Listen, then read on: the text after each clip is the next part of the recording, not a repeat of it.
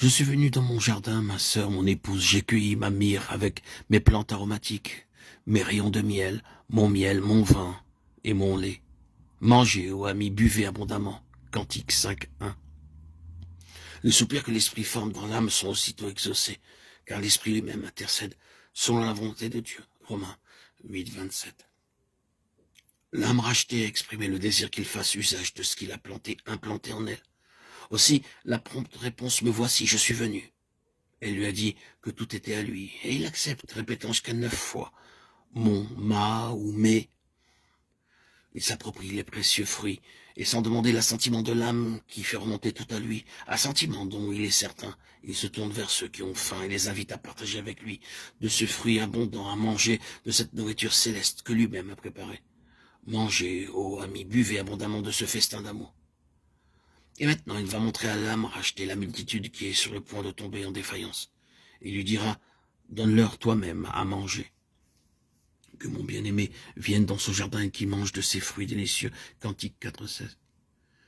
Ici, la première parole de l'âme rachetée depuis qu'elle est avec Christ dans les lieux célestes. Qu'elle se repose en lui. Elle a appris le silence de l'amour afin de le pouvoir entendre. À l'origine de sa marche avec lui, elle divulguait aussitôt les expériences faites. Elle en parlait volontiers. Quelques mots de lui suffisaient à la briser, car elle était encore faible dans la vie divine. Il lui a fallu les expériences du désert pour être fortifiée, avant de pouvoir connaître la communion de la vie sur les sommets. Son unique désir, c'est que le bien-aimé soit satisfait. Elle peut dire que mon bien-aimé vienne.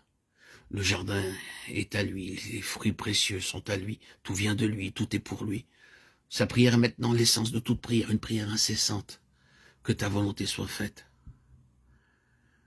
Dans les Écritures, l'esprit comparé au vent, ou encore à un souffle.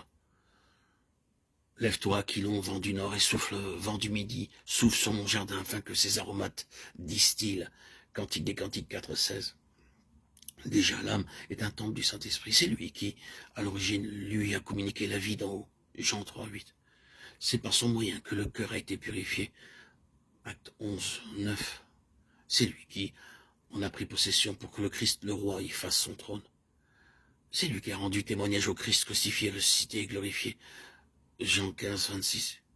Lui qui l'a conduite dans toute la vérité concernant la mort avec Christ, mais aussi l'union dans sa résurrection et son assomption. C'est lui qui l'a conduite hors du domaine terrestre, jusque dans les lieux célestes, jusqu'en cette vie de résurrection qui commence au calvaire et s'étend au-delà. Vivant dans la lumière et par ses affinités dans les lieux célestes, elle est maintenant prête pour le souffle de Dieu sur elle, lequel la rendra capable d'entrer dans un service qui dépasse infiniment celui dont elle s'est acquittée jusque-là. Dans les lieux célestes, elle verra l'Esprit agir avec autant de puissance qu'au jour de Pentecôte, au gré de celui qui baptise du Saint-Esprit et de feu, vent puissant, qui ne remplit pas seulement l'âme, mais aussi toute la maison de son parfum.